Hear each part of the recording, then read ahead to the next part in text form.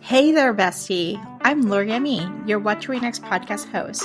Join me as we dive into exciting new reads that'll have you reaching for your TBR pile in no time. From group of mysteries to spicy romances, we'll explore it all and help you find your next favorite book. So grab a cup of tea, cozy it up, and let's discover some amazing reads together. Hi, Rachel. Welcome to What Your Next podcast. Hi, Laura. Thanks for having me. I'm really excited to be here with you today. So happy to have you here. So tell us a little bit about yourself. I'm Rachel Koller Croft. I am a novelist. I've written the books Stone Cold Fox and the forthcoming We Love the Nightlife. I'm also a WGA Award nominated screenwriter and live in Los Angeles with my husband and my rescue pit bull, Juniper. Yeah, I love this. So how did you get started writing? Like, what was your journey? And also writing, in Hollywood, LA is different from writing novels too. So what's the transition? What's it like for you? Yeah, well, we have a lot of ground to cover. Let's see. I mean, I've been writing since I was a little girl. I think most writers start quite young, but I wasn't sure if it could be my job one day. I don't know. I had parents that believed in me and things like that, but I come from kind of a blue collar neighborhood on the northwest side of Chicago, and I just didn't see anyone doing those things. But I've come to learn I'm very galvanized when I go through a breakup. Yeah. I initially moved to Los Angeles after I went through a bad breakup with my British ex-boyfriend because I was going to move to England to be with him. And I said, F this, I'm moving to California. So I packed up a little Honda and moved out here. And I did get a writing job. I got a job at a celebrity gossip blog that was very popular at the time. And I remember thinking, I've made it. I'm a Hollywood writer, but it was a terrible job. I write like nasty things about people all day. That was not what my revered English degree was for. And I hated it so much that I actually moved back to Chicago after a couple of years. But it ended up being a really good detour. So I got into, my writer dreams were temporarily dashed, but I'm like, I guess I got to get a real job. And I got into sales, which I was really good at. I really liked. And it turns out that was a really cool detour as a screenwriter because I feel like nobody tells screenwriters that 80% of this job is selling yourself in a room and talking about your project and being able to, hype yourself and your work up. So anyway, in 2013, one of the companies I worked with in Chicago moved me to LA to open the market there.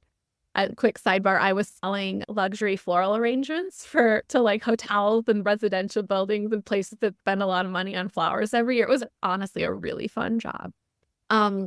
Anyway, got involved with a screenwriter. And when we broke up, I said, God, if that jerk can do it, I can certainly. So I totally pivoted. And I got like a day job where I could make a living, but I didn't have to turn my brain on that much. And actually was doing casting for the show Naked and Afraid. So did you just become naked before filming? That's everyone's question. No, but you kind of had to visualize it because the network always wanted good looking people, which is funny because it is preppers in general are not that focused on their looks. Yeah. I was like, okay, you have to find people that know how to survive. Anyway, this is a tangent, but you can leave it in if you want. So anyway, I'm doing that. I'm doing that during the day. I'm working on my scripts, and I had entered one of my scripts into the Nickel Fellowship, which is associated with the Academy Awards. It's like if you're going to enter screenwriting contest, that's the one you're supposed to enter. And long story short, a weird thing happened where my script went viral because I received a sexist comment and I stuck up for myself. And it was one of those things that everyone wanted to read it. And I ended up selling it to Sony. And from there, I kept working very steadily as a screenwriter, which was super exciting.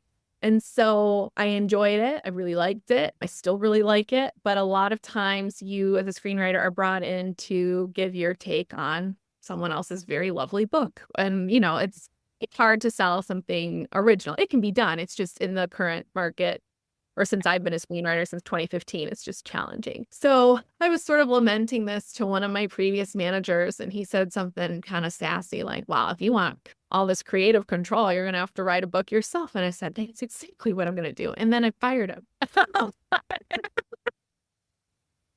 Oh, but then I started writing Stone Cold Fox in my off time. So like whenever I had free time, I was working on it, and it was really, really fun because writing scripts is fun too, but you really have to keep it snappy. You can't really linger on too many details. It's just a different type of, you're writing for something to be watched. You're not, I mean, no one's going to read this aside from people that might want to make it. It's not for consumer use, I guess is the best way to put it. Whereas like with a novel, I was like, oh, I get to write about what she's wearing, what the room looks like that they're in, and like really get to be like the director of the book, which I really, really enjoy. And Bee's voice just came, so what this says about me, but her voice came so naturally to make it like it was really fun to make up a person who just goes after what she wants with no apology.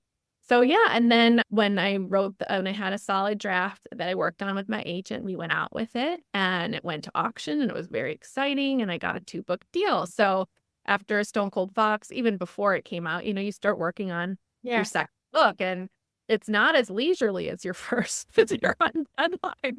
Then I come up with this crazy idea where I'm writing about vampires. There's a supernatural element. There's 2 competing voices. It's in a foreign country, and the timeline spans roughly 50 years, but we also dabble in Victorian times. So it was a really ambitious big thing, and it was really hard to write, but I love how it turned out. I'm really, really excited for people to read We Love the Nightlife, because I think even if you are like, why the hell is the author of a vampire novel? I think once you read both of them, you get it, because it is a story about a female friendship that goes completely off the rails. They just happen to be vampires. First of all, I'm all about vampires. I feel like vampires should have the renaissance come back to it. I'm loving. I know we had a witch renaissance lately, but I feel like vampires need to just come back. Like we need these old ass people in our generation. Yeah, vampires are my favorite sea creature because they're like perfect. I always call my brand like bitches and glamour. And I feel like vampires perfectly suit my brand because they're always silly hot, like just outrageous hot. They always have a lot of money because they've been around for a long time, and they're always out having fun. It's like vampires of all the spooky creatures, and I love them all for different reasons, but vampires are the ones that I keep closest to. Yes, I am here for it. And so you got to go to London in some ways. You were supposed to live in London, and then you just got to revisit in your magical world. I know, it's really funny because I've always been very connected to England. I don't know why. I don't have English heritage. My dad is Irish, but that's obviously not the same. But I did my year abroad in England, and I was going to move back to be with my boyfriend, and then we broke up, and I hadn't been in a very long time. And then I went on my first date with my now husband. You give like the bullet points of your life. And I mentioned where I went to school in England, which is a smaller school about 2 hours north of London called the University of East Anglia. And he goes, my dad went there. I'm like, oh, he did it. Like that you're thing, but he did. And it was just like kind of a funny. So my husband is half English. He has his citizenship. And as luck would have it, in 2022, my husband was shooting a project. He's a producer in Istanbul. And to alleviate the time difference, his company put us up in London for a few months. And that was incredible. So as I was conceiving this idea, because I was initially going to set it in New York or LA. Yeah. And then I'm like, oh no, I'm going to like set it right here. And we've since been able to go back many times. We eventually want to split our time in London and LA because it is my favorite city in the world. And every place I mentioned and We Love the Nightlife, I've been to or spent time there. So I made sure. I mean, all the research is legit.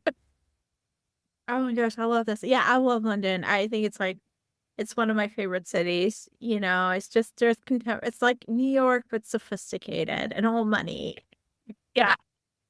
And I just love how old everything is. And that actually, I think, made the book so much better because really lean into some of that old vampire lore, and like the laurels just wouldn't hit in the same way Yeah. in LML. No, because essentially you don't have to move them. They have to have moved from Exactly. Europe or like other countries that are older than us. Like, Yeah, they probably would have turned. It probably would have turned into a totally different book, and Yeah. I love that. Like, because this book has a lot of really specific, funny things that I enjoy. So obviously, London disco vampires, but then I snuck in like Victorian era orphan vibes because I love like the Secret Garden and yeah. I even mentioned like I love Pitbull, the singer. I mentioned him at one, but I just put in like everything I like about nightlife and partying and having fun. I was like, I'm putting it in this book. Yes, I love the fact that you're like, you have fun. And honestly, it shows in the books. Like, you have fun writing them. And sometimes, like, there's something to be said when the author is having fun. And it's just like showing the best parts of their favorite things. It's like, okay, I'm enjoying this ride. Just like I enjoyed the Stone Cold Fox. And I really wanted to be friends with Bee. Like, I love hearing that. Listen, some people don't like her, and that's fine. I knew. I just want to be friends with her. Like, she's like my kind of people. The way I just it's like if someone likes B, I'm gonna like them. Yeah. It's for me, it's like personally a good barometer of friendship. Yeah, like I don't know. She reminds me. I lived in New York for 14 years, and she reminded me of that New York vibe, like that. Like there's a different level of of ambition, and there's a different level of cutting through the old money and cutting through the old ties from boarding school and from all these places, and like being like, I'm scrappy. I'm just gonna figure this shit out, and I'm gonna get as farthest as possible, and no holds bar. Like, yeah, that's so. I'm glad you used the word scrappy because that's truly like, I think all my characters are scrappy. Like it's just they're scrappers. They go for it, and sometimes they do bad things, but they're getting what they want. Yeah. Yes, I am here for it. So I'm so excited for We Love the Nightlife. Everyone should pre-order it or just buy it. It's gonna be a wild ride, and obviously we love vampires. So vampires are a good thing to come back. So Hot and scary, the best combination. yeah, they just love nightlife. Yeah, have a good time. Get on board. Yes. All right, so let's chat some book recommendations. What kind of books do you tend to read? I read pretty widely. I do keep current with the thriller genre because that's the sandbox I'm playing in and I enjoy them. So I'm always, and I love the thriller girly community. Like, I don't know if you saw on my Instagram, I got so many juicy, great blurbs from my friends that I've met at Thriller Fest. And there's a book out today I'm really excited to read. I just got it in the mail. Liv Constantine's sequel, The Next Mrs. Parrish. So good. Totally like I have work to do today, but I'm like, I just want to sit down and read that book. So definitely read a lot of thrillers. I'm really excited for Robin Harding's next thriller, The Haters. I love The Drowning Woman, and I also just love her. She's very, very cool. I'm excited for May Cobb's new one, Hollywood is This Scene. And Rachel Harrison has a vampire book coming out called So Thirsty, and her book comes out, I think, the month after mine, September. So I'm excited to read hers too. And on that note, like I do read a fair amount of horror. I really like to be scared. I watch a lot of scary movies too. It's just sort of, I don't know, I'm a Scorpio. We're sickos. We like, but I read a lot of literary fiction too. And I love when it's funny. Like, I feel like the Irish British girls are really hitting it in specific ways. Like The Rachel Incident by Caroline O'Donoghue. I love the book. Good Material by Dolly Alderton. Really Good, actually, by Monica Heisey. I don't know. There's just, I feel very connected to that place. There's like a sense of humor or something that I really connect to. What else for me? I'm in a book club that I started in LA 10 years ago. We just celebrated our 10-year, I guess 6 months ago, we celebrated our 10-year, which is really cool. That's really amazing. Yeah. And it's really fun because we all don't have the exact same taste. And it's kind of cool because I'm often reading things maybe I wouldn't necessarily pick up myself. But it's a good way to keep us all reading, across different genres. And then it's kind of cute too, because usually when there's like a creepy book, everyone's like, oh, we know this is a Rachel pick. Like there's historical fiction pick where there's like a woman at the center. It's usually my friend Maria's pick. You know what I mean? There's just like like you have your identity within the club, and I really like that. So right now we're reading, I haven't started yet, but The Frozen River by Ariel Wahan. I might be butchering her last name, but it sounds great. And then I like to read memoirs too. I just started The Sociopath memoir by Patrick. I don't know how to say your last name. I know Gagne. what you're talking about, and that's on my queue. I have to. Yeah, I literally just started it last night, Yeah. and it's very, very good. I wish I was an audiobook person because everyone says the audiobook is very. Do you listen to audiobooks? I do. So I listen to audio. I'm in my audiobook era, so I got to listen to like memoirs are great because they're just like you'll hear the story. I find that audiobooks are great for story time. Like if you want to nighttime stories, get you to sleep and stuff like that. It helps with anxiety, just to get immersed. But I actually listen to your book. I really love like Stone Cold Fun. So good. So good. It's even better in audio. It's so immersive. I was then, it's very nice. So they send the author, several Yeah. samples you kind of get to pick. And there was one narrator that it's very popular and everyone really likes her, but she just, I don't know, she wasn't sultry enough. And Yeah. Carlotta is so sultry and it has like a grit in it. And I was like, no, that's B. And then I just selected the narrators. We're having 2 narrators, one for Nicola and one for Amber. And that was really fun too. But yeah, I wish I was an audiobook person because I feel like it's like a really efficient way to do it. But I find I'm not how I receive information. It takes practice. I would say like I thought it the same way. I was like a voracious reader, and then somehow I think I found you had to find your group, but it's rereading other books, reading books that are like, finding your speed limit also because it can be frustrating when it's so slow, but if you process information faster, then you want to speed it up, but not to speed it up because then you just miss things. And then there's also its part it's okay to miss stuff. Like it's okay, like you don't need to know every single detail. It's like you get the high levels of the story and you get to be confident when I'm reading. I can be, and not every book, but sometimes celebrity memoirs are a really good place to start. Right, because you hear their voice. I've listened to Anthony Bourdain's and I really like. And Jessica Simpson is, I think it's like a good starter point. I read her book. Oh my God. It is one of my favorite celebrity memoirs of all time. Listen to her book. All the names. I hate when a celebrity writes a memoir and they don't tell you shit. And I'm like, I'm reading this for, give us the goss. And I just feel like Jessica's like, no, on there suck. Nick. Yes. I'm the total hottie, which I agree on my list. I just ate that up. So Jessica says it's a good place to reread. Britney Spears is another one. Michelle Williams does a really good job. Right. That's the whole narration about when Justin sees Genuine. It's hard. I heard that clip online. You're like, holy crap, she went there. So those are like celebrity memoirs that are a good starter. And then just like find your way. Like, libraries are a great place to borrow them. Don't get yourself an Audible membership. Don't buy the audiobook. Go for the library first. A little. I'll start practicing and we'll see. Yeah. I have a question. How did you get started with your book club? Like, how did you put people together? I have really hot tips about this. So I started my first book club in Chicago. Yeah. And how we did it was partially inspired by my mom. When I was younger, my mom used to have a bunco club. You know that dice game? Yeah. It's not really in fashion anymore, but like once a month they would switch houses. And she goes, when people are doing these gatherings, there's always like pressure, like don't do potluck. Whoever's hosting does all the food and everyone else brings a bottle of wine. And that's that. And that's been a really, as far as the logistics of hosting, really helpful. Cause it's like you host once or twice a year, depending how many people are in the club at the time.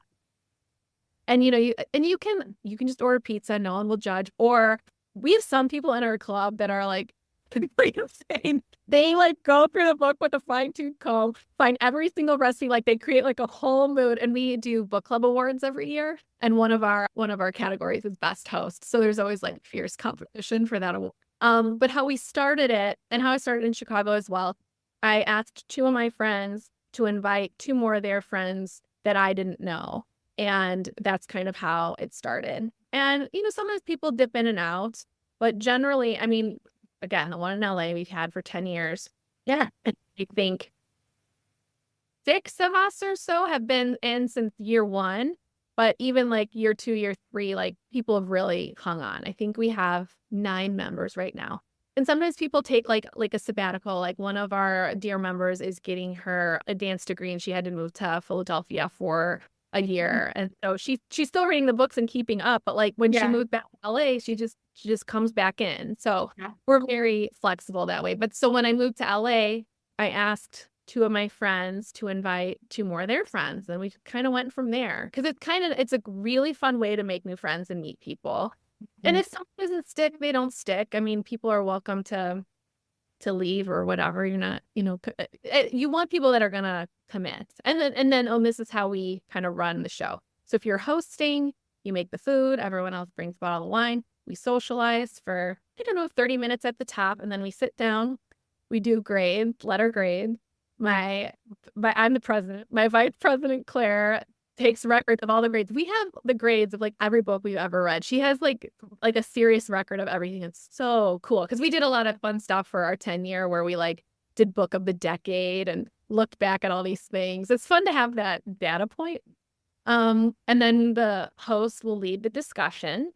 And then after that sort of organically wraps up, the host, as a reward for hosting, gets to pick the next book. And then we go down the list of hosting. So it's like, you have to have, I think those, not that they're like harsh rules, but like having a set order of things keeps the club sustainable. Because it can vary, and we've had like, listen, it's like holiday book club and everyone's like had way too much wine and we hardly talk about the book. But generally we're there to talk about the book. So I love this. You just sparked some ideas. I've been in a new city for about 3 years. I'm actually moving and to a better place.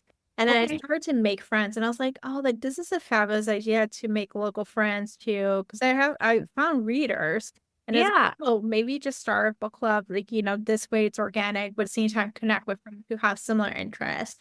And so tips are so helpful. Yeah. So if you're friends of friends, you're probably gonna like. Yeah. So invite 2 people I don't know that like to read. The other thing, I was like, please invite people that actually read. Like, this isn't a secret wine club. We enjoy wine, but we do like people can come if they don't read the book, but it is frowned upon. Yeah. Yes. Oh, thank you. You're like, you need to have a better grade. And it's not enough for to not read. I mean, listen, I've done it too, where like sometimes there's just a book where I'm like, I can't read. And so I'm like a sad incomplete. But I do like when everyone's read the book. I mean, it's fun when we all love a book, of course. But I really like when we get a book where it's like kind of split down the middle because the conversations were so much juicier, which is really cool. These are great recommendations. So, Rachel, thank you so much. So tell us where we can find you online. I have a website, rachelkollercroft.com. And I have an Instagram I'm very active on, which is Rach Koller Croft.